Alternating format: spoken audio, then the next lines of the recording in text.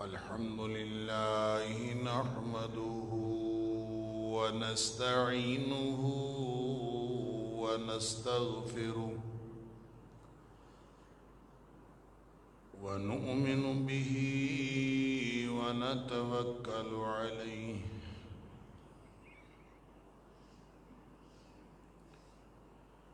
ونعوذ بالله من شرور أنفسنا ومن سيئات أعمالنا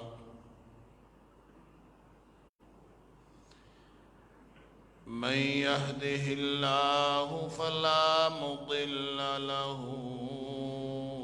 ومن يضلل فلا هادي له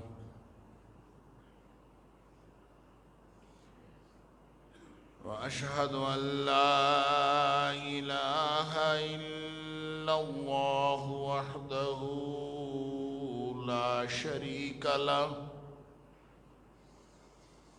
وأشهد أن محمدًا عبده ورسوله صلى الله عليه وسلم أرسله بالحق بشيرا ونذيرا بين يدي الساعة فمن يطع الله ورسوله فقد رشد واهتدى ومن يعص الله ورسوله فقد ضل وغوى فإنه لا يضر إلا نفسه ولا يضر الله شيئا نسأل الله ربنا أن يجعلنا ممن يطيعه ويطيع رسوله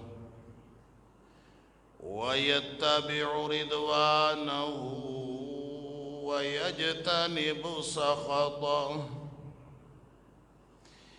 فإنما نحن به وله أما بعد فإن خير الحديث كتاب الله وخير الهدي هدي محمد صلى الله عليه وآله وسلم وشر الأمور محدثاتها وكل محدثة بدعة وكل بدعة ضلالة وكل ضلالة في النار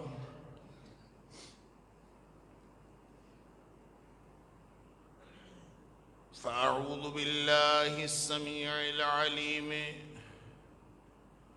من الشيطان الرجيم من همزه ونفخه ونفثه بسم الله الرحمن الرحيم والعصر إن الإنسان لفي خسر إلا الذين آمنوا وعملوا الصالحات وتواصوا بالحق وتواصوا بالصبر قسم ہے زمانے کی بے شک ہر انسان خسارے میں ہے سوائے ان لوگوں کے جو ایمان والے ہو گئے اور عمل انہوں نے اچھے کیے اور حق کی وصیت کی تلقین کی ایک دوسرے کو اور صبر کی وصیت کرتے رہے۔ صدق اللہ العظیم۔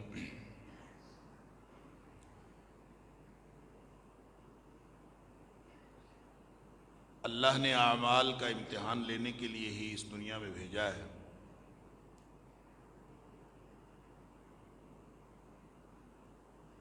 اور اعمال میں سے ہی اگر خسارہ ہو جائے تو اس کا مطلب یہ ہے کہ ہم نے اس زندگی کو ضائع کر لیا۔ اور دنیا میں جو زندگی عطا ہوئی اور چند سانسیں ملیں، یہ وہ اصل زر ہے جس سے کسی بھی چیز کا خسارہ یا منافع کیلکولیٹ ہوتا ہے۔ لیکن اس خسارے سے اگر بچنا ہے تو ان لمحات کو قیمتی بنانا ہوگا۔ جہاں اللہ کریم نے یہ فرمایا کہ الذی خلق الموت والحیات لیبلوکم ایکم احسن عملا، کہ اس نے موت اور زندگی کا کارخانہ اس لیے بنایا ہے کہ تمہارا امتحان کرے کہ تم میں سے اچھے عمل، سب سے اچھے عمل کرنے والا کون۔ تو یہاں فرمایا ان الانسان لفی خسر، سارے ہی خسارے میں، جو انسان ہے وہ خسارے میں، سوائے اس کے کہ یہ چار قسم کے لوگ ہوں، یہ چار کام کریں۔ چار کام کرنے والے لوگ بچیں گے خسارے سے، اور کوئی نہیں بچے گا۔ تو میں نے گزشتہ جمعے میں بھی یہ بات عرض کی تھی کہ اگر کوئی شخص گناہ کا کام نہیں کرتا، برائیوں میں مبتلا نہیں ہے، جو برائیوں میں مبتلا ہے، اللہ اور اس کے رسول صلی اللہ علیہ وسلم کی نافرمانی کی زندگی گزار رہا ہے، اور جو گناہ میں ملوث ہے، اس کا تو دنیا آخرت تباہ و برباد ہے ہی ہے۔ لیکن جو شخص جائز امور میں زندگی گزار رہا کہ کسی دوسرے کو تکلیف نہیں دیتا، اور وہ کام بھی نہیں کرتا جو گناہ والے ہیں، لیکن کوئی ایسا کام نہیں کرتا جو آخرت میں کام آئے، تو وہ بھی خسارے میں، اس نے اصل زر ضائع کر۔ زندگی گزارنے کے لیے اللہ نے نہیں دی، یہ زندگی گزارنے کے لیے نہیں، یہ زندگی آخرت بنانے کے لیے ہے۔ تو جس نے اس کے ذریعے سے آخرت بنا لی وہ کامیاب ہے، اور جس نے اس کے ذریعے سے آخرت نہیں بنائی، اس کو وہ ناکام ہے، گویا اس نے اپنا اصل زر ضائع کر دیا۔ اللہ اکبر۔ آپ نے مختلف لوگوں کی زندگیوں کا مطالعہ کیا ہوگا، اپنے آپ کو بھی اسیس کریں کہ آپ کی زندگی میں کتنا 24 گھنٹے میں وہ کتنے کام ہیں، کتنے گھنٹے ہیں جو اس فکر میں گزرتے ہیں اور اس عمل میں گزرتے ہیں کہ میری آخرت بن جائے۔ کسی سے پوچھے کیا کرتے ہیں، وہ کہتا کاروبار کرتا ہوں۔ کسی سے پوچھے کیا کرتے ہو، کہتا نوکری کرتا ہوں۔ کیا کر رہے ہو، میں اسٹوڈنٹ ہوں۔ میں کیا کر رہا ہوں، فلاں کر رہا ہوں۔ جو بھی کر رہا ہے، کیا وہ آخرت کے لیے کر رہا ہے؟ اگر وہ آخرت کے لیے کر رہا ہے تو اس کا اصل زر منافع میں جا رہا ہے، وگرنہ وہ خسارہ ہی خسارہ ہے۔ اس کا مطلب اس نے آخرت کے لیے نہیں کیا۔ اب یہ پڑھائیاں بھی، کاروبار بھی، نوکریاں بھی، ہر چیز آخرت کے لیے ہو سکتی ہے۔ زندگی تو وہی ہے نا، وہی زندگی کافر گزارتا ہے، وہی زندگی مسلمان گزارتا ہے۔ فرق صرف اتنا ہے کہ کافر دنیا کا فائدہ لینے کے لیے گزارتا ہے، مومن اس کے ذریعے سے آخرت بنانے کے لیے گزارتا ہے۔ علم پڑھنا ہے، دنیا کے جتنے مرضی علوم و فنون پڑھو، مقصد یہ ہو کہ میں نے اللہ کی وحی کے مقاصد پورے کرنے۔ آپ آئی ٹی کی ایجوکیشن لیں، آپ جدید ترین تعلیم حاصل کریں، مقصد یہ ہو کہ میں اللہ کا بندہ ہوں، میں نے اللہ کا بندہ بن کے ہر میدان میں اللہ کی مرضی سے خدمات سر انجام دینی ہے۔ میں عوام کی خدمت کروں گا تو اس لیے کروں گا کہ میری آخرت بنے، میں علم پڑھوں گا تو اس لیے پڑھوں گا کہ آخرت بنے۔ اگر آخرت مقصد ہے تو آپ جو بھی پڑھ رہے ہیں، ہر علم دین کا علم ہو سکتا ہے، ہر علم فائدے والا علم ہو سکتا ہے، اگر آپ کی اس علم کے ذریعے سے آخرت بنانا مقصود۔ اگر وہ نہیں ہے تو چاہے آپ قرآن پڑھ رہے ہوں، مقصد آخرت نہیں ہے، تو قرآن اور حدیث کا علم پڑھنے کے لیے بھی جو شخص مدرسے میں بیٹھا ہے، جو شخص مسجد میں بیٹھا ہے، لیکن اس کا مقصد دنیا کا کوئی فائدہ حاصل کرنا، تو نبی اکرم صلی اللہ علیہ وسلم نے فرمایا سب سے بڑا لعنتی تو وہ ہے، سب سے زیادہ اللہ کی رحمت سے دور وہ ہوتا ہے جو اللہ کے دین کو اس لیے پڑھے کہ کوئی دنیا کا فائدہ لینا۔ آپ دنیا بھی اس لیے پڑھیں کہ میں نے اللہ کے دین کا فائدہ کرنا، پھر آپ انشاءاللہ آخرت کے خسارے سے بچ جائیں گے، وگرنہ تو ہر چیز کا خسارہ، جو کچھ بھی ہو رہا ہے دنیا میں، فرق صرف اتنا ہے کہ آپ اگر آخرت کے لیے کر رہے ہیں تو وہی چیز فائدے کی ہے، اور اگر آپ آخرت کے لیے نہیں کر رہے تو وہی چیز نقصان ہے۔ ایک ہی روشن دان ہے، آپ نے گھر کے ہر شخص نے اپنے گھر کے کمرے پہ روشن دان رکھنا ہے، کھڑکی رکھنی ہے، اس لیے کہ ہر شخص کو روشنی کی ضرورت ہے، ہر شخص کو کراس وینٹیلیشن کی ضرورت ہے، وہ تو رکھے۔ لیکن اگر رکھتے وقت یہ نیت کر لی کہ اس میں سے اذان کی آواز آئے گی اور میں وقت پہ نماز پہ پہنچ سکوں گا، یہ نیت کر لی، یا یہی نیت کر لی کہ مجھے اس میں سے تازہ ہوا آئے گی، نبی اکرم صلی اللہ علیہ وسلم نے فرمایا قوی اور صحت مند مومن لاغر اور کمزور مومن سے بہتر ہے، چلو یہی نیت کر لی، کوئی نیت تو کرے نا، وہی کام ہے، وہی کافر نے بھی اپنا روشن دان رکھا ہے، مسلمان نے بھی اپنا روشن دان رکھا ہے، لیکن نیت سے وہ اجر بن جائے گا، آخرت میں کھڑکی رکھنے کام آ جائے گا۔ اس طرح سے یہ پوری زندگی ہے، اور نبی اکرم، یہ قرآن میں مثال کے طور پر آپ دیکھ لیجئے، قرآن نے کہا وَنُنَزِّلُ مِنَ الْقُرْآنِ مَا هُوَ شِفَاءٌ وَرَحْمَةٌ لِّلْمُؤْمِنِينَ، قرآن میں جو کچھ نازل ہوتا ہے وہ اہل ایمان کو بڑا فائدہ دیتا ہے، شفا بھی دیتا ہے، رحمت بھی ہے، سب کچھ ہے۔ کیوں؟ وہ اس کو جب پڑھتے ہیں، اس کو لیتے ہیں، اس کو سمجھتے ہیں، اس کا مفہوم جاننے کی کوشش کرتے ہیں، اس کو اپنے عمل میں ڈھالتے ہیں، مقصد ان کا آخرت بنانا ہو۔ لیکن کافر جب وہی قرآن نازل ہوتا ہے وَيَزِيدُ وَلَا يَزِيدُ الظَّالِمِينَ إِلَّا خَسَارًا، قرآن جب نازل ہوتا ہے کافروں کو اس سے گھاٹا ہوتا ہے، مومنوں کو اس سے فائدہ ہوتا ہے۔ کتاب ایک ہی ہے، بلکہ اس کتاب ہدایت میں ان ھذا القرآن یہدی للتی ہی اقوم، یہ قرآن تو سیدھے راستے کی طرف لے کے جانے والی، ہدایت دینے والی کتاب۔ لیکن سورہ مائدہ میں اللہ نے فرمایا وَلَا يَزِيدَنَّ مَا أُنزِلَ مِن رَبِّكَ وَلَا يَزِيدَنَّ كَثِيرًا مِّنْهُمْ مَا أُنزِلَ إِلَيْكَ مِن رَبِّكَ طُغْيَانًا وَكُفْرًا۔ اے حبیب صلی اللہ علیہ وسلم، یہ بات 2 دفعہ ارشاد فرمائی کہ وَلَا يَزِيدَنَّ، لازماً اضافہ کرے گا، لازماً اضافہ کرے گا، لازماً اضافہ کرے گا، وَلَا يَزِيدَنَّ كَثِيرًا مِّنْهُمْ، ان کافروں میں کی اکثریت کو اضافہ کرے گا کیا؟ مَا أُنزِلَ إِلَيْكَ مِن رَبِّكَ، اے حبیب صلی اللہ علیہ وسلم، تیرے رب کی طرف سے جو نازل ہو رہا ہے نا قرآن، یہ جو نازل ہوتا ہے یہ ان کے کفر اور طغیان میں اضافہ کرتا ہے، ان کی کفر اور سرکشی میں اضافہ کرتا ہے۔ اہل ایمان کے لیے ہدایت ہے اور اہل کفر کے لیے وہی قرآن طغیان، سرکشی اور کفر کی کتاب بن جاتی ہے، نعوذ باللہ من ذالک۔ تو کہنے کا مطلب یہ ہے کہ وہی زندگی ہے، وہی لمحات ہیں، وہی رہنا ہے، وہی کھانا ہے، وہی پینا ہے، وہی سونا ہے، لیکن کس لیے؟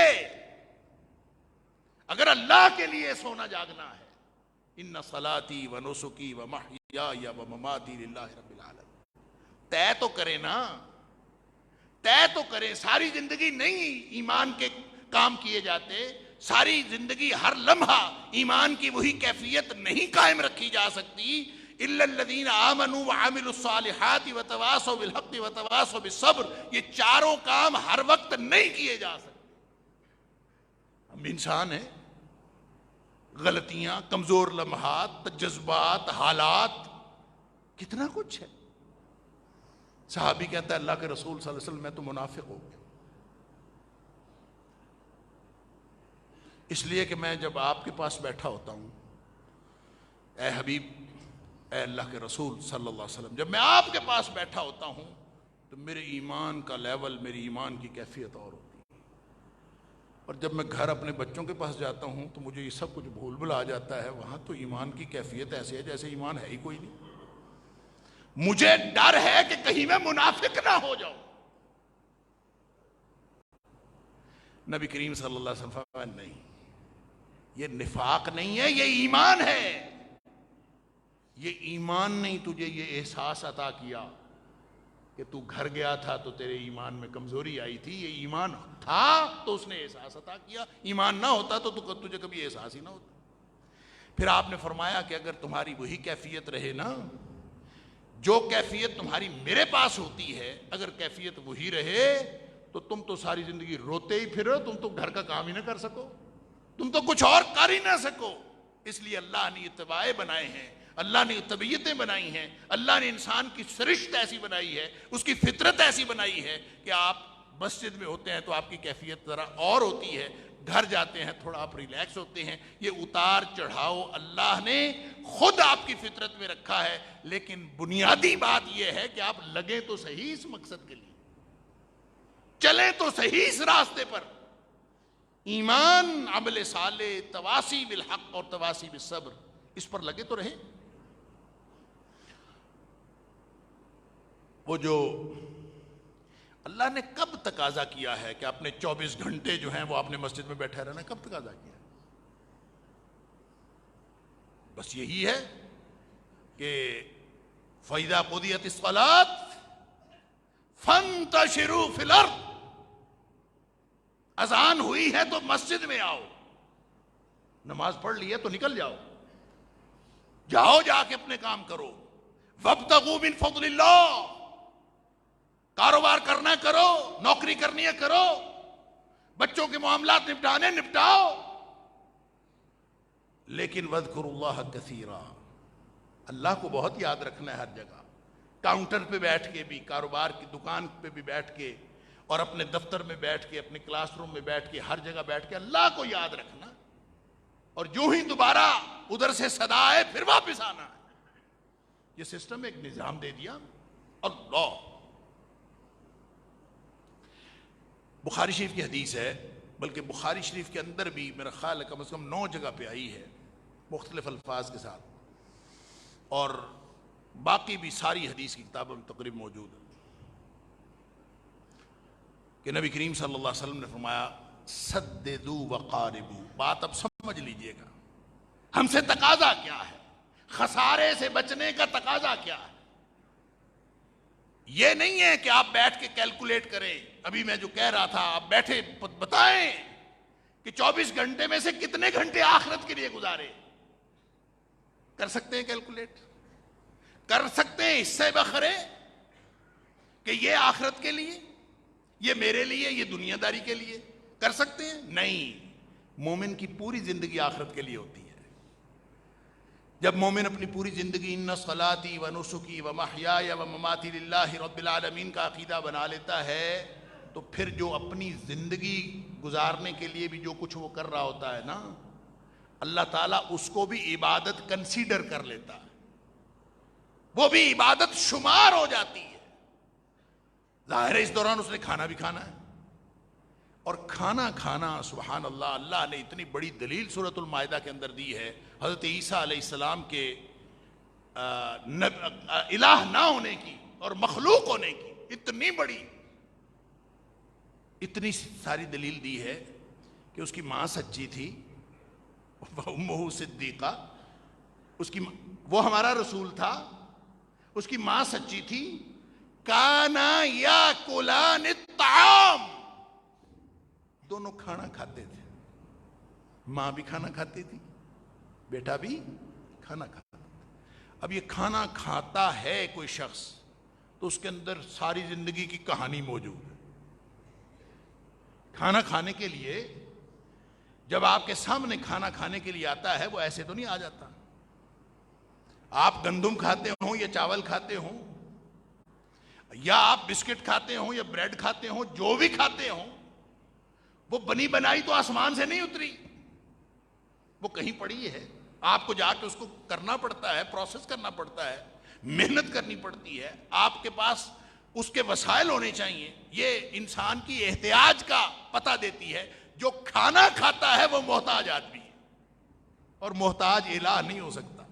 محتاج تو مخلوق ہے، مخلوق محتاج ہے. اللہ نے یہ دلیل دی ہے حضرت عیسیٰ علیہ السلام کی الوہیت کے خلاف کہ تم الوہیت عیسیٰ کی بات کرتے ہو کہ حضرت عیسیٰ علیہ السلام الہ ہے. وہ تو اس کی تو ماں تھی، جس کی ماں ہوتی ہے وہ خدا نہیں ہوتا، وہ الہ نہیں ہوتا.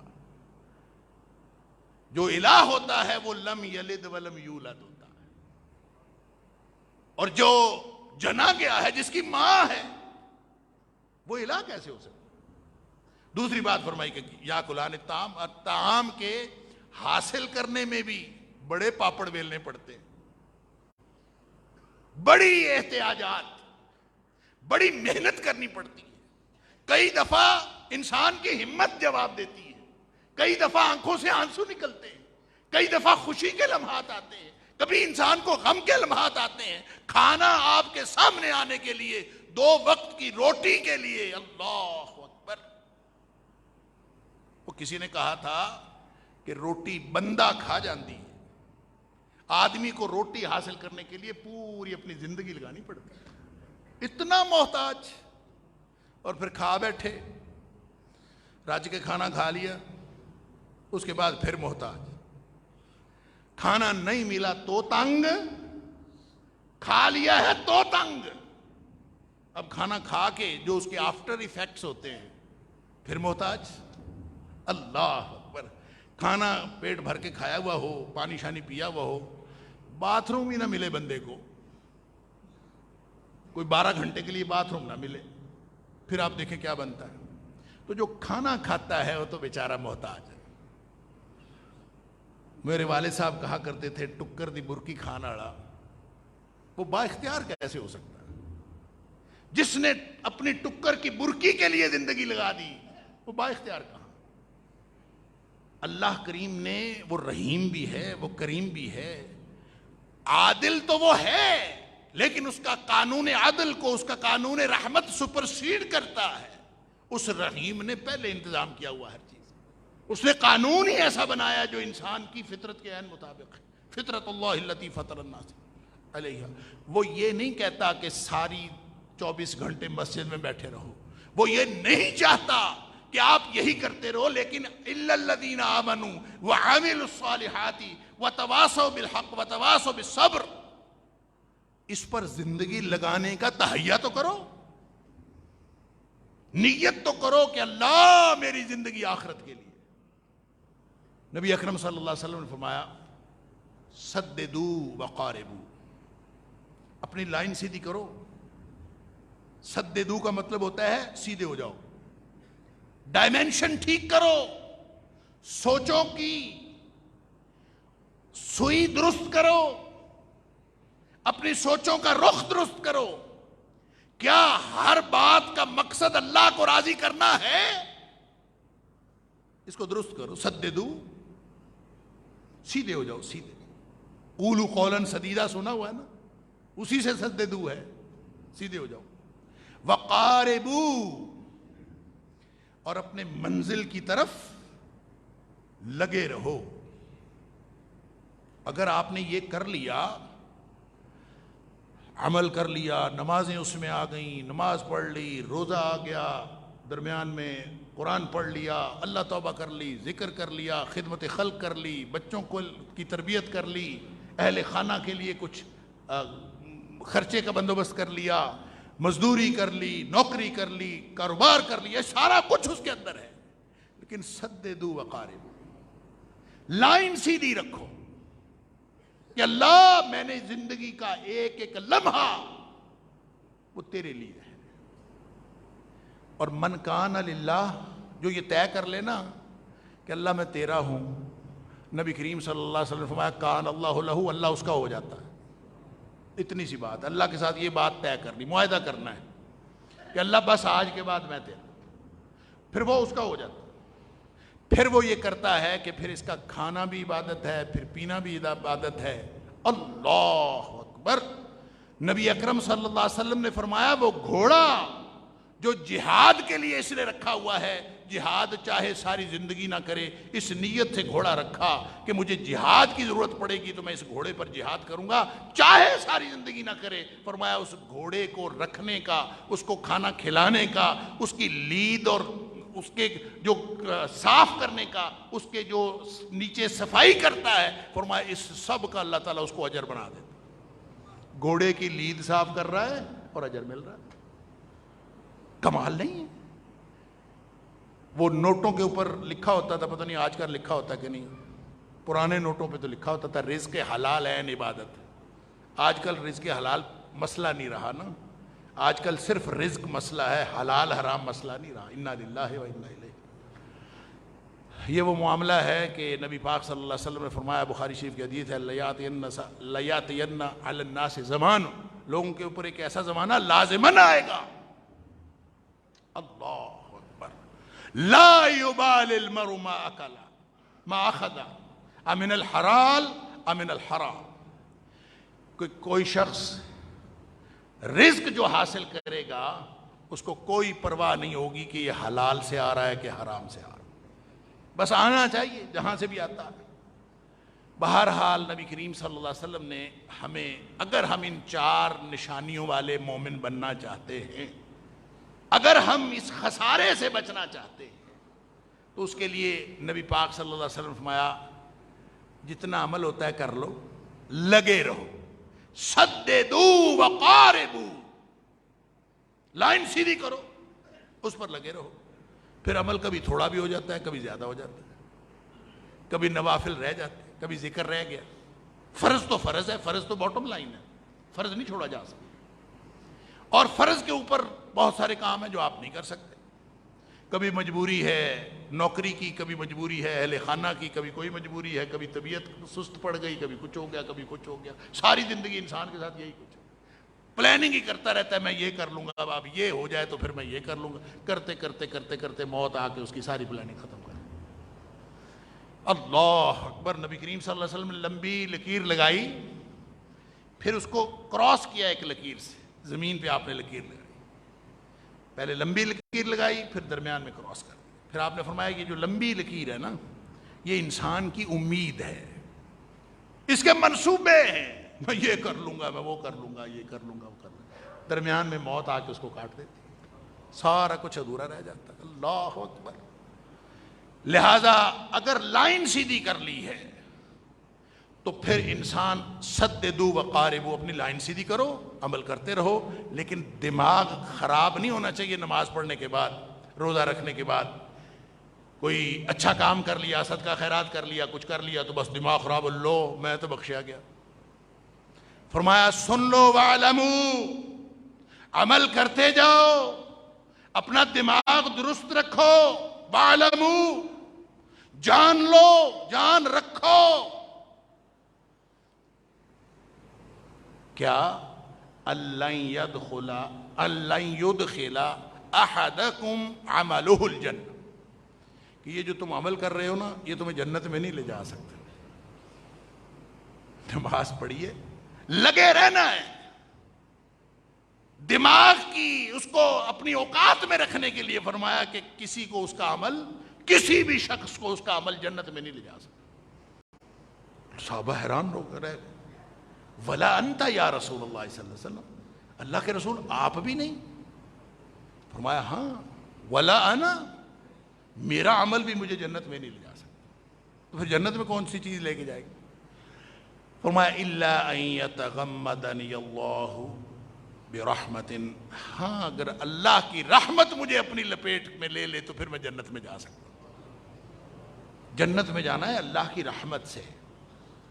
اللہ نے عمل زیادہ کرنے کا ہم سے تقاضا بھی نہیں کیا، ہم سے یہ نہیں کہا کہ اکثر عملا لیبلوکم اکثر عملا، کہ تم میں سے زیادہ عمل کون کرتا ہے میں نے یہ دیکھنا ہے، نہیں، فرمایا احسن عملا، وہاں کوانٹٹی نہیں دیکھی جانی، کوالٹی دیکھی جانی۔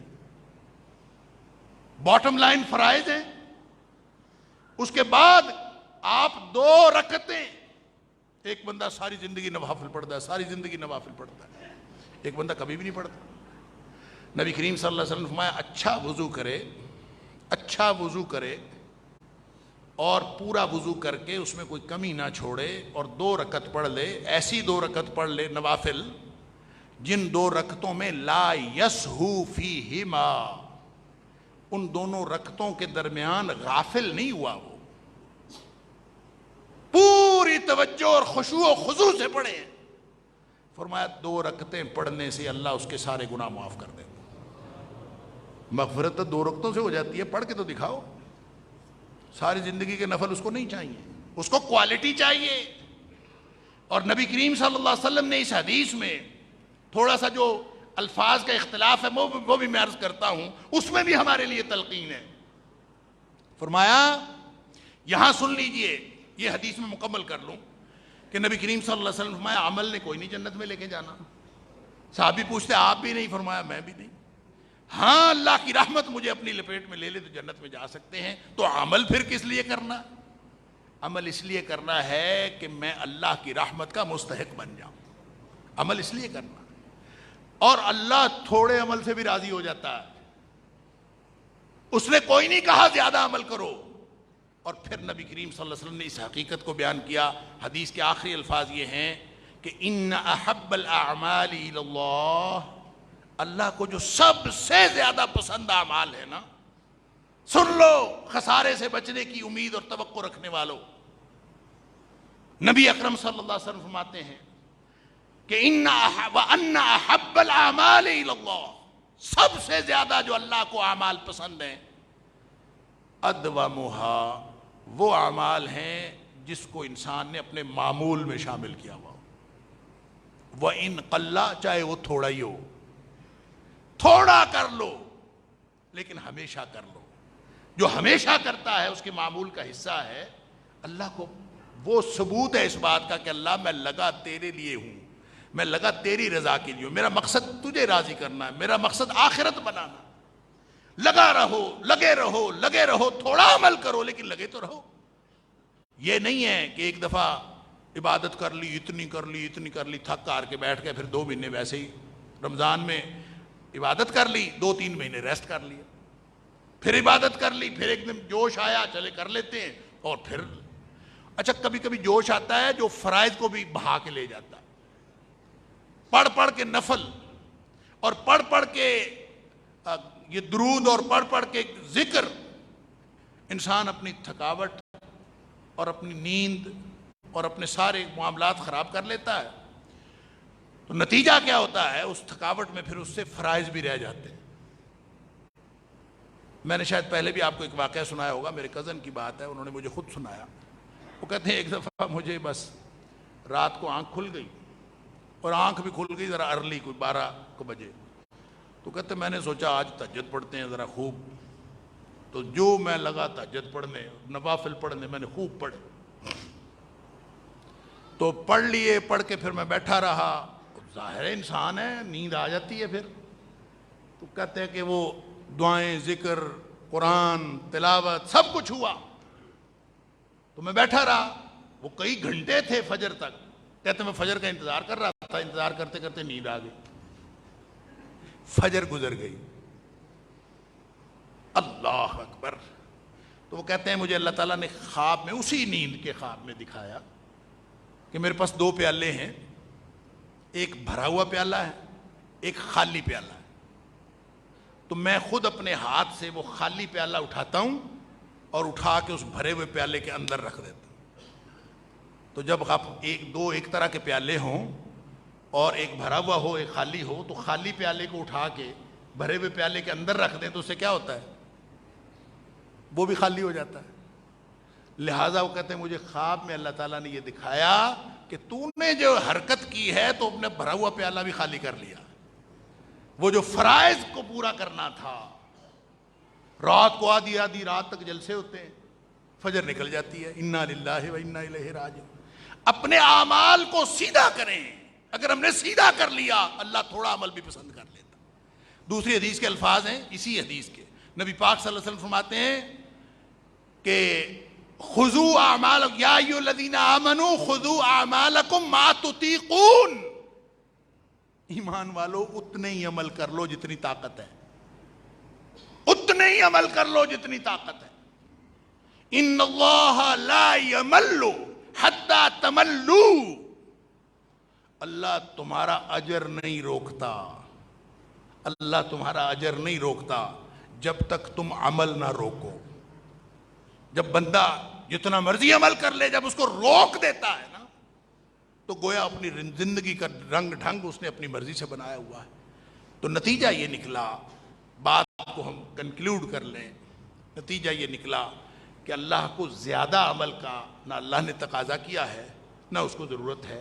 تھوڑے ہوں، کوالٹی والے ہوں اور ہمیشگی والے ہوں، اگر ہم اس طرح کے اعمال کر لیں گے تو انشاءاللہ ہم اس لائن پر چڑھ پڑیں گے جس لائن کو اللہ تعالیٰ نے خسارے سے بچنے والے لوگ قرار دیا ہے، اِلَّا الَّذِينَ آمَنُوا وَعَمِلُوا الصَّالِحَاتِ، جن کے اندر یہ جو دو پہلی خصوصیات ہیں یہ پوری ہو جائیں گی اگر ہم اپنے اعمال کی ڈائریکشن درست کر کے، نیت درست کر کے، سوچیں درست کر کے طے کر لیں کہ اللہ آج کے بعد میری زندگی کا ہر عمل اس لیے ہوگا، میں پہلے یہ سوچوں گا کہ اس میں تو راضی ہے کہ ناراض، جس میں مجھے ذرا بھی شک پڑا تیری ناراضگی کا وہ میں کام چھوڑ دوں گا، اور جس پر مجھے ذرا بھی امید لگی کہ تو راضی ہو سکتا ہے وہ میں عمل ضرور کروں گا۔ بس یہ طے کر لیں اور پھر جتنا عمل ہوتا ہے کرتے رہیں اور اس کو ہمیشہ کرتے رہیں، انشاءاللہ اللہ تعالیٰ اس کے اندر اجر عطا فرمائے۔ اور یہ جو ہم رمضان کے اندر قرآن پڑھتے ہیں، رمضان آنے والا ہے، اللہ تعالیٰ ہم سب کو رمضان عطا فرمائے۔ قرآن پڑھتے ہیں، کوئی 3 قرآن، 4 قرآن، 10 قرآن لوگوں نے پہلے سے پلان کیا ہوتا ہے، اچھا ہے جتنا ہو سکے، لیکن کیا باقی 11 مہینوں میں نہیں پڑھنا؟ کوئی یہاں کی بھی تو روٹین بناؤ نا۔ تو کوئی روٹین بنا لیں، تاریخ کے حساب سے 1 پارہ روزانہ پڑھ لیا کریں۔ تاریخ بڑھتی جاتی ہے، اگلے دن نئی تاریخ آ جاتی ہے، تو جب نئی تاریخ آتی ہے تو آپ نے اگلا پارہ پڑھنا ہے، اپنے اوپر سددو وقاربو کریں نا، کوئی تو طے کریں، نیت کریں اللہ سے، تو روزانہ 1 رکوع ہی پڑھیں ترجمے کے ساتھ، اور 1 پارہ آپ ناظرہ پڑھ لیں، تو کم از کم قرآن کے ساتھ تعلق تو جڑ جائے گا۔ اس طرح سے کوئی پلان، اپنے چھوٹے چھوٹے معاملات، چھوٹے چھوٹے اعمال، چھوٹے چھوٹے منصوبے، چھوٹے چھوٹے ٹارگٹ طے کر لیں اور ان کو پورا کرتے جائیں۔ اللہ کو وہ ٹارگٹ پورا کرنا ہی پسند آ جاتا ہے۔ میں نے اتنے لوگوں کی مدد کرنی ہے، میں اتنے لوگوں کے ساتھ خیرات کرنی ہے، اتنا صدقہ کرنا ہے، چھوٹے چھوٹے۔ اور آج کل تو وہ پازیٹیو سائیکالوجی والے کہتے ہیں کہ یہ اکمپلشمنٹ، جو چھوٹے چھوٹے منصوبے اور چھوٹے چھوٹے ٹارگٹ پورے کرنے کی جو اکمپلشمنٹ ہے، اس سے انسان کو آگے بڑے منصوبوں کی توفیق ملتی ہے۔ اور اللہ تعالیٰ جب اس طرف لے کے جاتا ہے، آپ آگے 1 سٹیپ آگے جائیں گے تو انشاءاللہ اس سے بڑا سٹیپ آپ کے سامنے ہوگا۔ اللہ تعالیٰ مجھے اور آپ کو، ہم سب کو اپنی زندگی اللہ کی رضا کے لیے گزارنے کی توفیق عطا فرمائے۔ وآخر دعوانا الحمدللہ۔